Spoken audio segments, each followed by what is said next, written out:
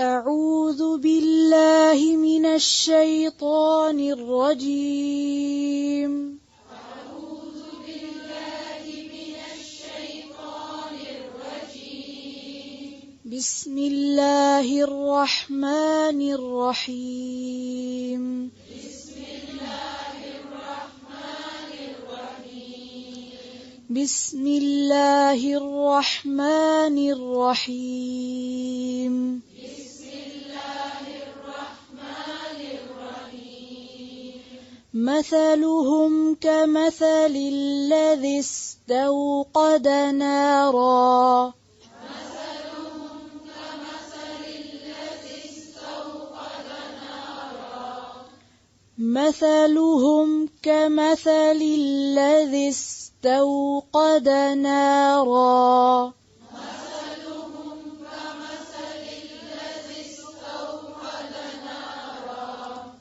مثلهم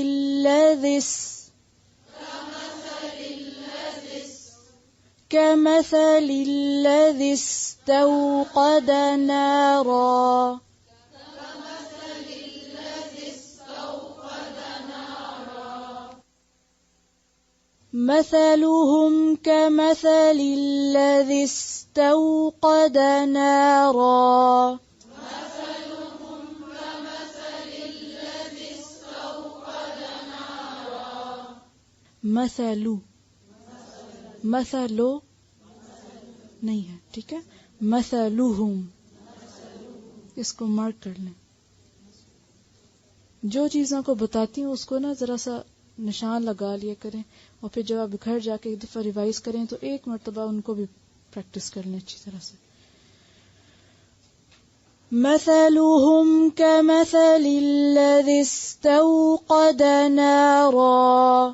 مثلهم كمثل الذي استوقد نارا. فلما أضاءت ما حوله ذهب الله بنورهم.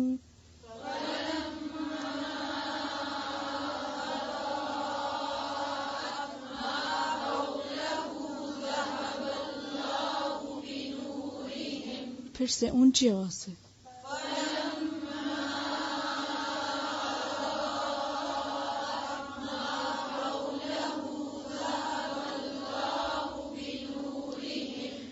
فلما أضاءت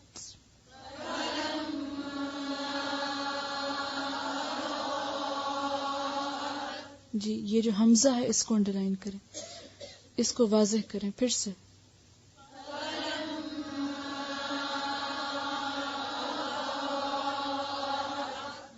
فلما أضاءت ما حوله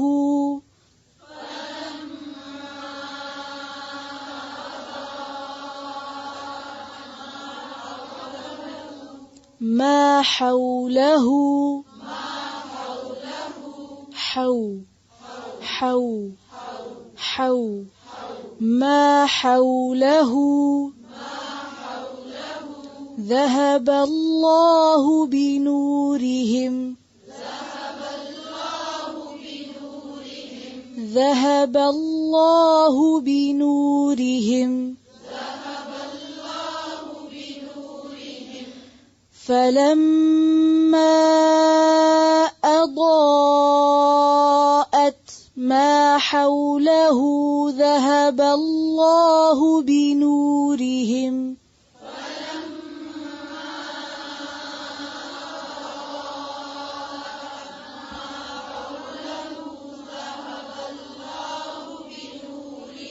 پھر سے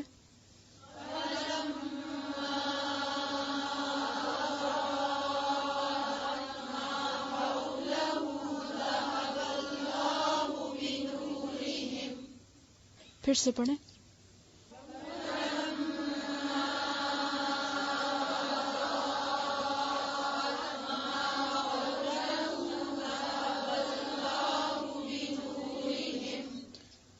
پھر سے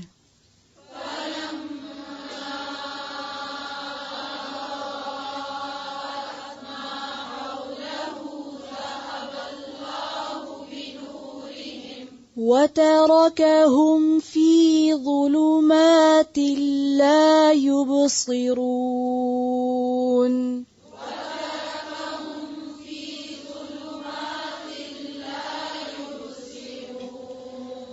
وَتَرَكَهُمْ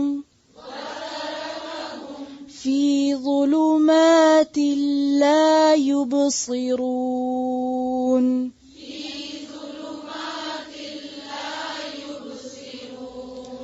وَتَرَكَهُمْ فِي ظُلُمَاتٍ لَا يُبْصِرُونَ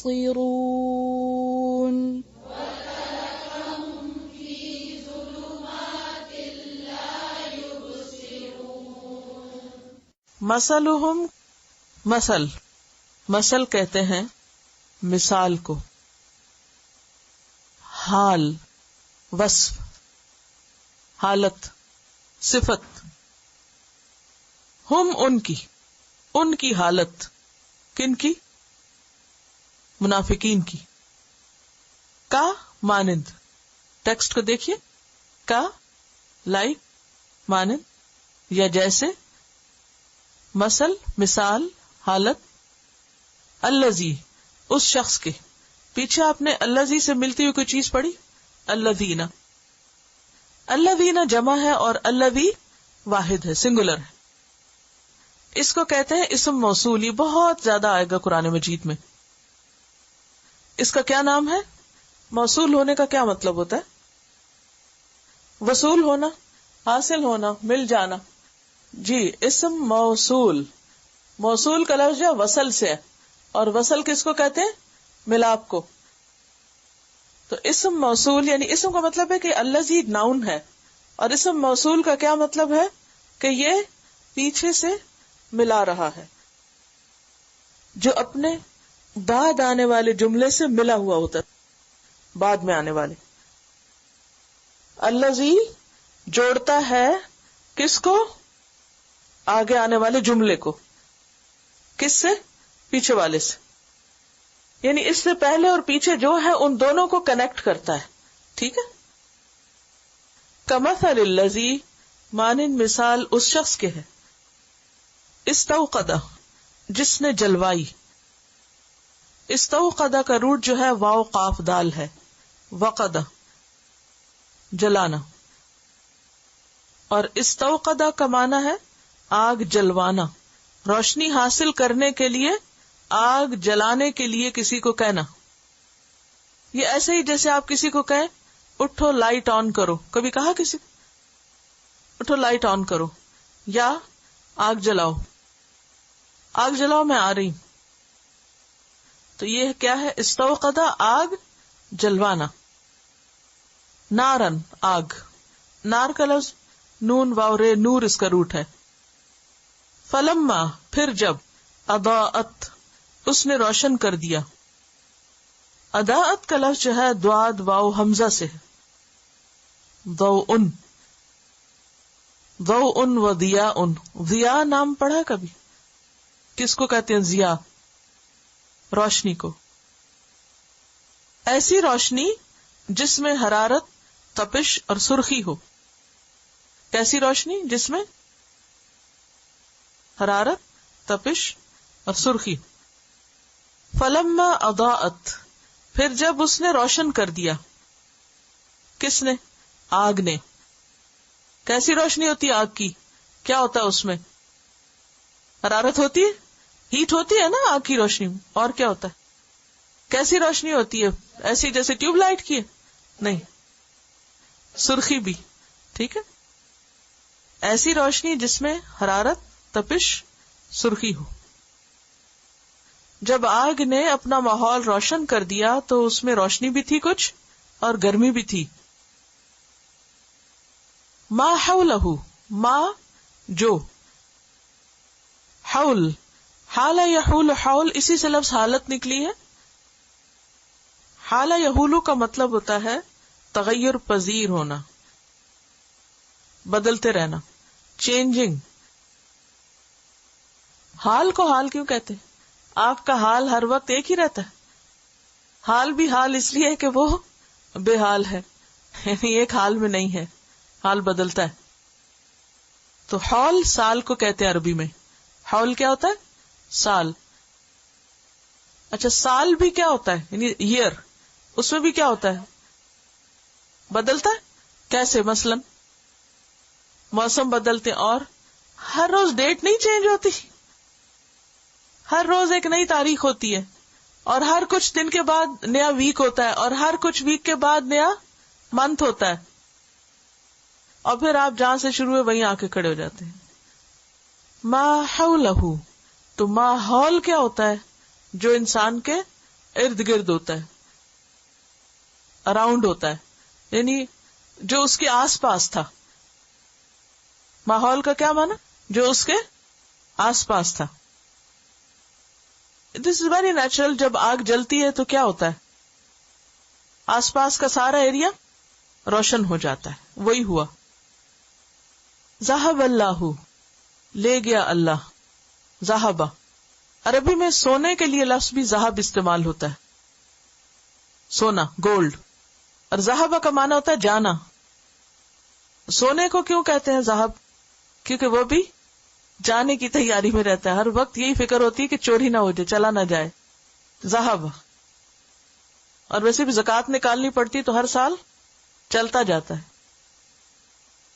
ذہب اللہ، لے گیا اللہ. بنورہم، ان کا نور. اب یہاں جو بے ہے یہ اصل میں ذہبہ کے ساتھ لگ رہی. ذہبہ کا ویسے معنی ہوتا ہے جانا، اور ذہبہ کے ساتھ اگر بے لگے تو معنی ہوتا ہے لے کے جانا، کسی چیز کو ساتھ لے جانا. لے گیا اللہ بنورہم، ان کا نور. ان کا نور، کن کا نور؟ منافقین کا نور. اور نور جو ہے ایک خارجی نور ہوتا ہے، جیسے اس وقت آپ کے کمرے میں لائٹ ہے تو یہ کون سی ہے؟ خارجی، باہر ہے. ایک آنکھ میں نور ہوتا ہے نا. اگر آنکھ کی روشنی چلی جائے تو کیا ہوتا ہے؟ سورج بھی چمک رہا ہو آپ تو دیکھ نہیں سکیں گے. ماحول تو روشن ہو گیا لیکن ان کا نور چلا گیا. واہ. اور ترکہم، چھوڑ دیا ان کو. ترکہ، کوئی مثال دیجئے ترکے کی.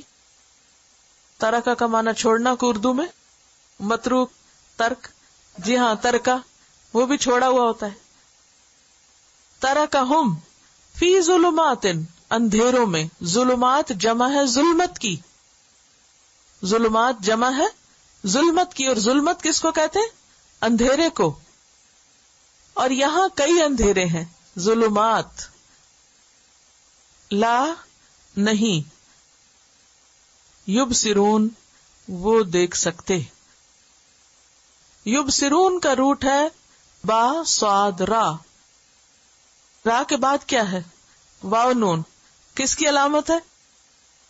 جمع کی. اور یا شروع میں وہ کے معنی.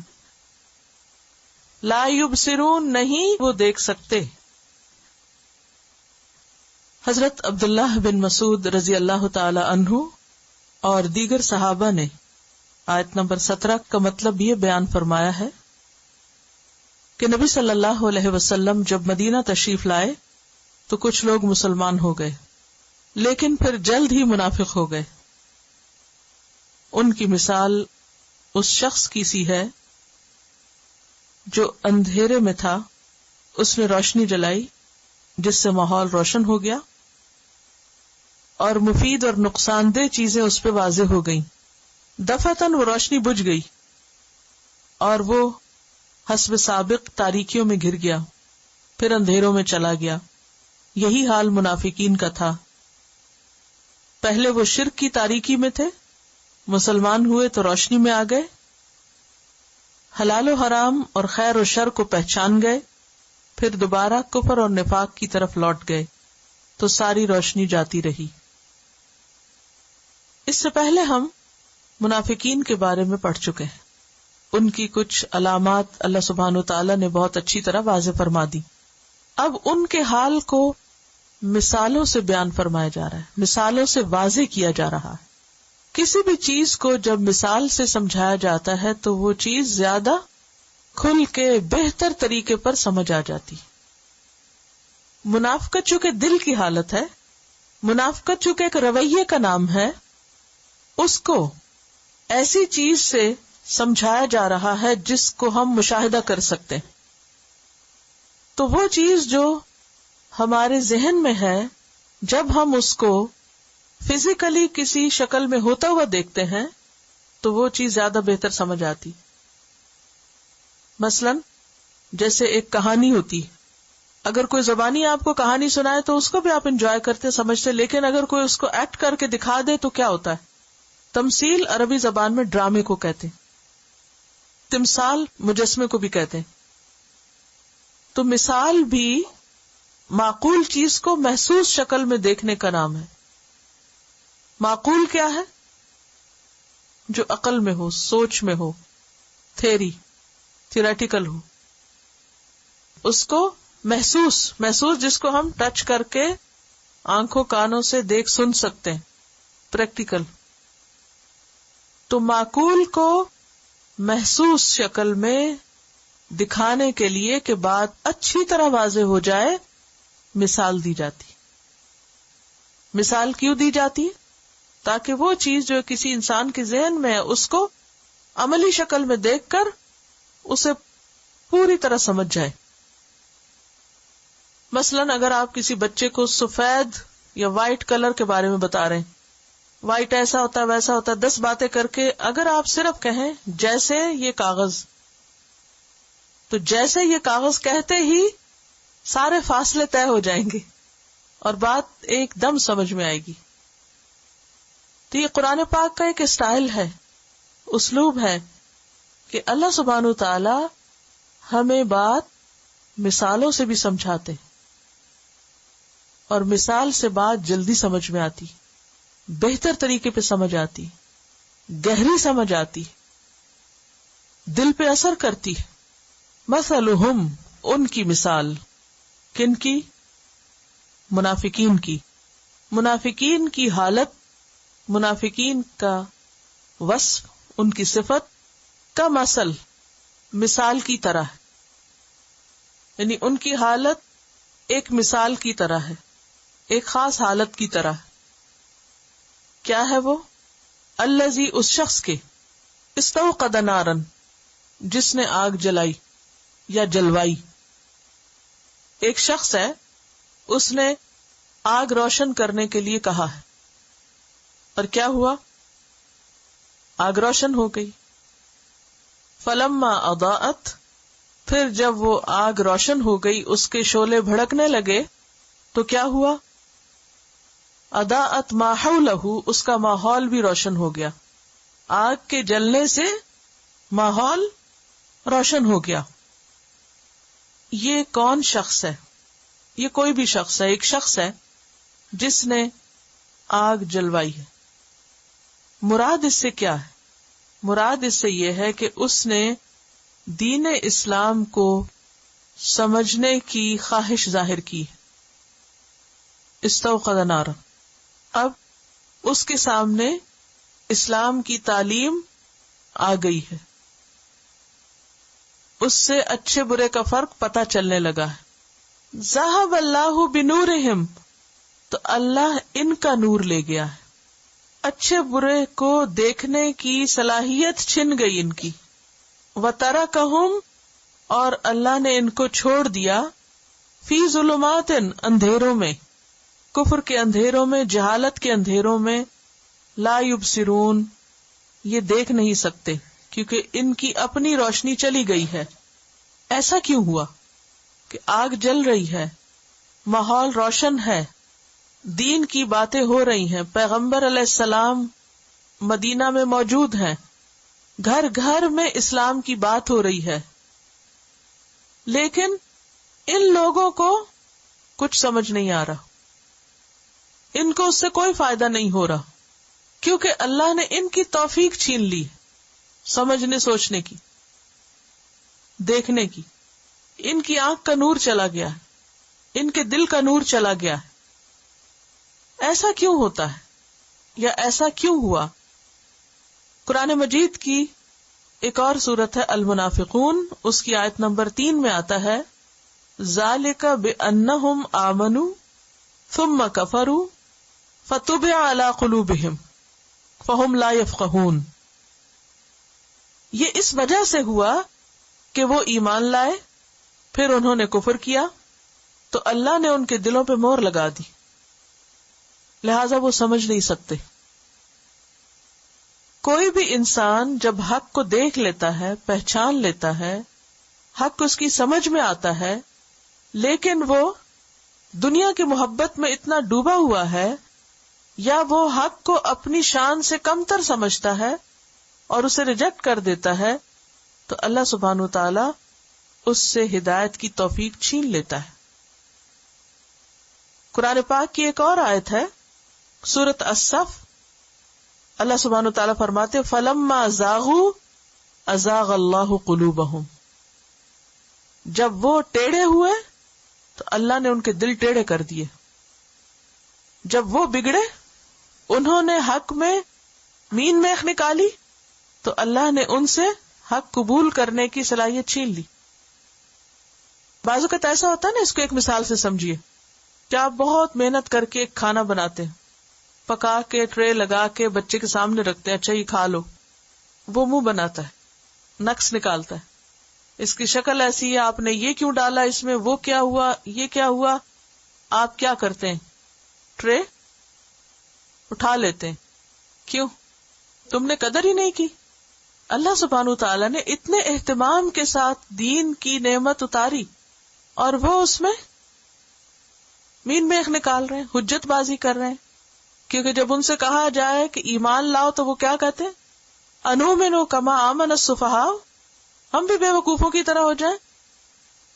تو نتیجہ کیا ہوتا ہے؟ جب کوئی اللہ کے دوستوں کو برا بھلا کہتا ہے تو پھر اللہ تعالی بطور سزا اس کے اندر سے وہ صلاحیت چھین لیتے ہیں. پھر دین کی محبت اور دین کی قدر و قیمت ان کے دلوں سے اٹھ جاتی، ہدایت کے ذرائع بند ہو جاتے ہیں. اس سے ہمیں چند ایک باتیں سمجھ میں آ رہی ہیں. نمبر 1 کہ ہدایت اس وقت ملتی ہے جب انسان سچی طلب رکھتا ہے. ہدایت کے مواقع موجود ہیں، قرآن مجید موجود ہے، پیغمبر کی سیرت موجود ہے، لیکن جب تک انسان خود آنکھ نہ کھولے اور خود حق کو دیکھنا نہ چاہے، جب تک انسان کی اپنی چاہت نہ ہو تو اللہ ہدایت نہیں دیتا. ہدایت کسی انسان کو صرف اس وقت ملتی ہے جب وہ اس کی خود طلب کرتا ہے، خود مانگتا ہے، خود چاہتا ہے، خواہش رکھتا ہے. ایک اور بات یہ پتہ چلتی ہے کہ منافقین پر اچھی باتوں کا صرف وقتی اثر ہوتا ہے. جب روشنی ہوئی تو کیا ہوا؟ تھوڑی دیر کے لیے انہوں نے اس کو دیکھا اور اس کے بعد اندھیرا ہو گیا. یعنی جب کسی اچھی مجلس میں ہوتے ہیں، روشنی ہوتی ہے، تھوڑی دیر کے لیے آنکھ کھولتے ہیں اور پھر ان کو زیادہ بات اچھی کلک نہیں کرتی. کیا کہتے ہیں؟ کلک نہیں کی. ہاں سنا ہے، دیکھا ہے، پڑھا ہے، لیکن بس ٹھیک ہے، اسے قبول نہیں کرتے. تو جب کوئی شخص حق کو اپنے دل سے قبول نہ کرے، نہ چاہے، تو کوئی بھی کسی کو زبردستی ہدایت نہیں دیتا. اللہ کا یہ طریقہ نہیں کہ انسان کے اوپر ہدایت کو زور زبردستی سے منڈے، جو نہ لینا چاہے اسے زبردستی دے. تو یہاں اس مثال کو دوبارہ دیکھیے تاکہ بات پوری طرح واضح ہو جائے. مثلہم کمثل الذی استوقد نارا. اچھا ایک اور چیز آپ ذرا غور کیجئے، یہاں الذی آیا ہے، ایک شخص کی بات ہو رہی ہے، استوقد بھی ایک شخص کی بات ہو رہی ہے، ما حولہ بھی ایک شخص کی بات ہو رہی ہے، اس کا ماحول. اور پھر یکا یک ایک ہی آیت میں آتا ہے بنورہم وترکہم لا یبصرون، جمع کی بات ہو گئی. نوٹ کیا آپ نے؟ آدھی آیت سنگولر ہے اور آدھی پلورل. اس سے ایک بڑی اہم بات پتہ چلتی ہے، اور وہ بات کیا ہے کہ صرف منافقین نہیں، منافقین کے سردار کی بات ہو رہی ہے، منافقین کے لیڈرز کی بات ہو رہی ہے، جو اپنے ساتھ اور بھی بہتوں کو لے ڈوبتے ہیں. منافقین کے لیڈرز نبی صلی اللہ علیہ وسلم کی مجلس میں حاضر ہوتے تھے. نام بھی معلوم ہے آپ کو، کون تھا رئیس المنافقین؟ عبداللہ بن ابی. جمعے کے خطبے میں وہ کہاں بیٹھتا تھا؟ آگے بیٹھتا، اور جب نبی صلی اللہ علیہ وسلم خطبہ دے رہے ہوتے تھے تو کھڑا ہو جاتا اور کہتا لوگوں ان کی بات سنو. حالانکہ he didn't mean it، اس کے دل میں نہیں ہوتی تھی بات، اور بظاہر وہ ایسے نظر آتا تھا جیسے سب سے زیادہ آپ کا خیر خواہ ہے اور آپ کا بہت ہی ہمدرد ہے، لیکن آپ کی پیٹھ پیچھے آپ کی برائیاں کرتا، مذاق اڑاتا، بعض اوقات بہت غلط قسم کی زبان استعمال کرتا. لیکن عبداللہ بن ابی کا اپنا بیٹا کون تھا؟ سچا مومن تھا، اس کا نام بھی عبداللہ تھا، وہ سچا مومن تھا. اب یہ ہے کہ یہ منافق عبداللہ بن ابی جو منافقوں کا سردار تھا، نبی صلی اللہ علیہ وسلم کے مدینہ آنے سے پہلے اس کو بادشاہ بنانے کی تیاریاں کی جا رہی تھی.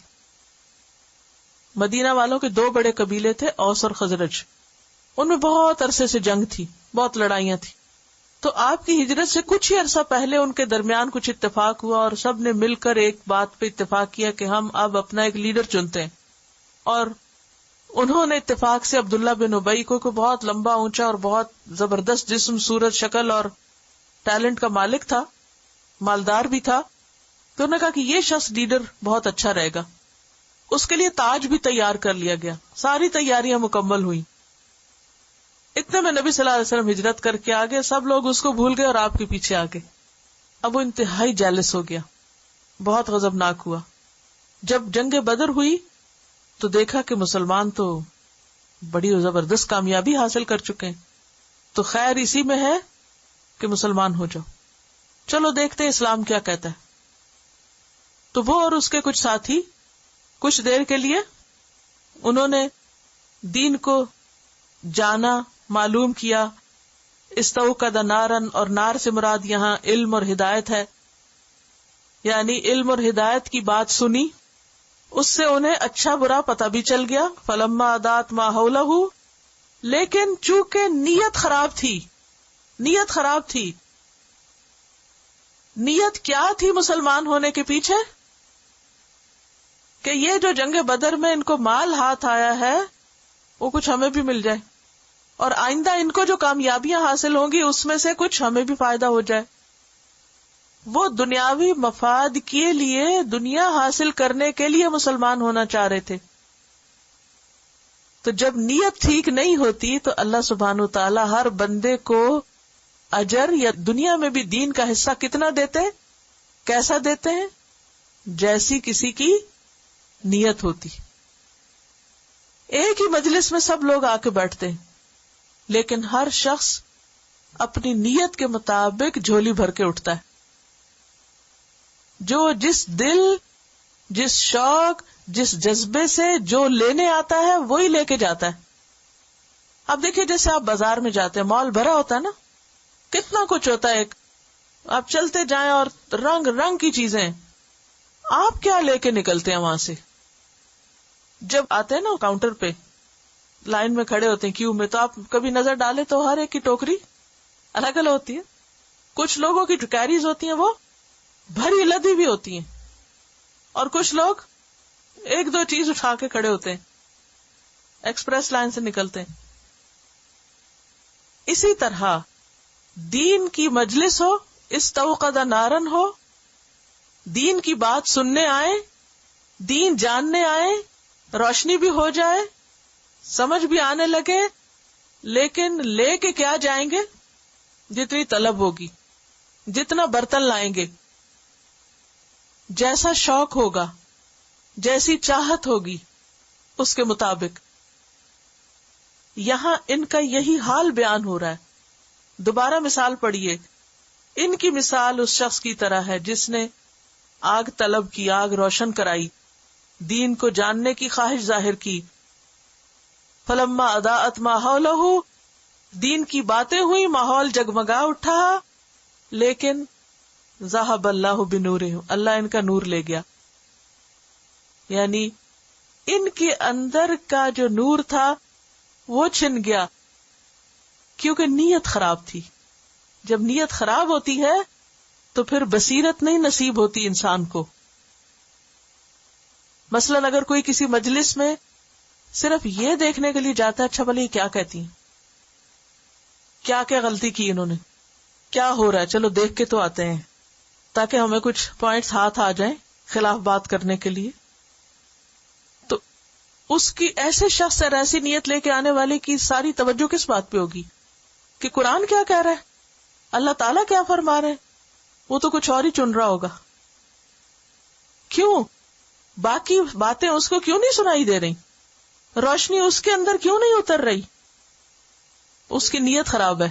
جب تک ہم دل صاف کر کے سچی صرف اللہ کی رضا کے لیے اللہ کی خاطر کسی مجلس میں نہیں بیٹھتے، دین کی اللہ کی خاطر قرآن نہیں پڑھتے، اللہ کی خاطر دین نہیں سیکھتے، تو وہ اندر بھی کوئی نہیں اترتا.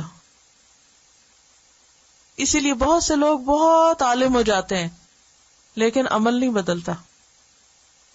کیوں؟ عمل کے لیے نہیں پڑھتے، وہ انٹلیکچوئل ایکسرسائز کے طور پہ پڑھتے ہیں. اور اتنی کتابیں پڑھی، چلو یہ بھی پڑھ کے دیکھتے ہیں اس میں کیا لکھا ہے. تو قرآن کس کی کتاب ہے؟ ہدایت کی کتاب ہے. اس کو کیوں پڑھنا چاہیے؟ ہدایت کے لیے پڑھنا چاہیے، اور اس کے لیے اپنی نیت کو بھی خالص کر لینا چاہیے. آپ کو یاد ہوگا پہلے دن میں نے پہلی بات آپ کو کیا بتائی تھی کہ اپنی نیت اللہ کے لیے خالص کر لیں، کسی کی خاطر نہیں آئے، نہ کسی کو خوش کرنے کے لیے اور نہ ہی کوئی دنیا کے فائدے کے لیے. بس یہ کہ اللہ جو تو پسند کرتا ہے، جو تو چاہتا ہے، بس تو مجھے وہ عطا کر دے تاکہ میں تیری مرضی کا بندہ بن جاؤں. منافقین کے اندر یہ صلاحیت نہیں تھی. اب کیا ہوا؟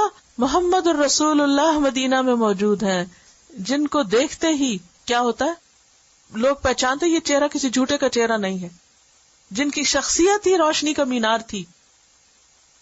حضرت جبیر بن مطعم ایک صحابی ہیں، جنگ بدر جب ہوئی تو کچھ قیدی پکڑے گئے تھے نا، تو وہ کسی قیدی کے چھڑانے کے لیے مدینہ میں آئے.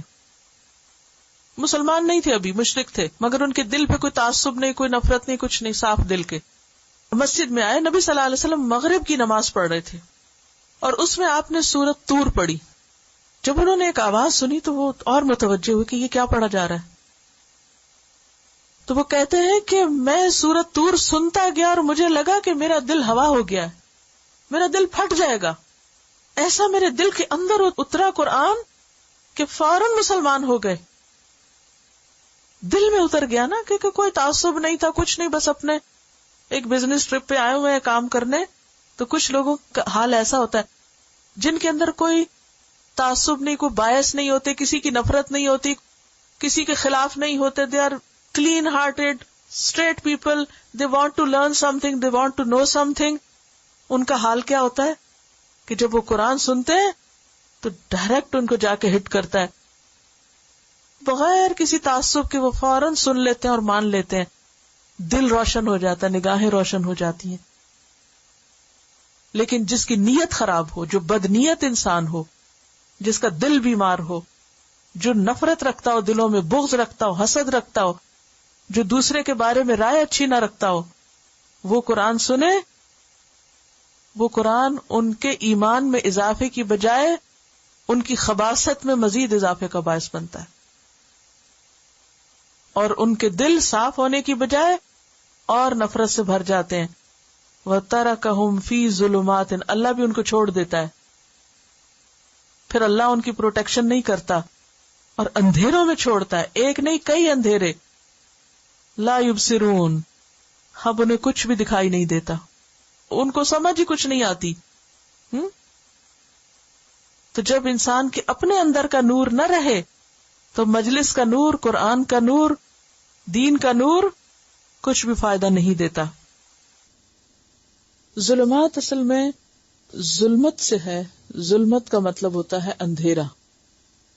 یہ اپنے لٹرل میننگ میں یہاں استعمال ہوا ہے، لیکن مراد کانٹیکسٹ میں اس سے کیا ہے؟ ان کا جو اندھیرا ہے وہ لا علمی کا، منافقت کا، دین سے دوری کا، اور ان کے رویے کا، یا پھر خواہشات کا اندھیرا کہہ سکتے ہیں آپ. ان کی جو دنیاوی خواہشات ہیں، ڈیزائرز ہیں، ان کے جو مفادات ہیں، یہ سارے ان کے لیے کیا بن گئے؟ ان کی جو اندر خیر تھی اس سب کو چھپانے والے بن گئے. جیسے میں نے بادلوں سے مثال دی تھی نا کہ سورج تو ہے لیکن کیا رکاوٹ ہو گئی؟ بادل آ گئے. تو اسی طرح دل میں ایمان کا نور اٹھا تھا، مسلمان ہوئے تھے وہ، لیکن کیا ہوا؟ یہ ساری چیزیں آگے رکاوٹ بن گئی. نتیجہ کیا ہوا؟ خیر ایک جگہ رہ گئی اور یہ ایک جگہ رہ گئے، یہ خیر نہ پا سکے. لا یبصرون، خیر ہے انہیں نہیں نظر آتی کیونکہ ان کی آنکھوں پہ پردہ پڑا ہوا ہے. کس چیز کا پردہ پڑا ہوا ہے؟ خواہشات کا پردہ، دنیا کی محبت کا پردہ، منافقت کا پردہ. اور وہ جو منافقانہ صفات تھی نا، جھوٹ اور دھوکہ اور فریب اور یہ سب چیزیں بھی سیاہ نقطہ پھیلتا جاتا ہے نا. ایمان کیا ہے؟ نار. نار، نار کیا ہوتی ہے؟ آگ. جس دل میں آگ لگ جاتی ہے وہ چین سے بیٹھ سکتا؟ کوئی انتقام کی آگ میں جل رہا ہو تو وہ سو جاتا آرام سے؟ اس کی تو نیند اٹھ جاتی. تو آگ کس سے جلاتے ہیں؟ آگ کے لیے ایندھن ہونا چاہیے نا، فیول. فیول کے بغیر تو نہیں آگ جلتی، کہ جلتی؟ فیول کے بغیر گاڑی چلتی؟ مسئلہ تو یہی ہے نا، جو ہمیں پتا ہوتا ہے اس پر ہم عمل نہیں کرتے.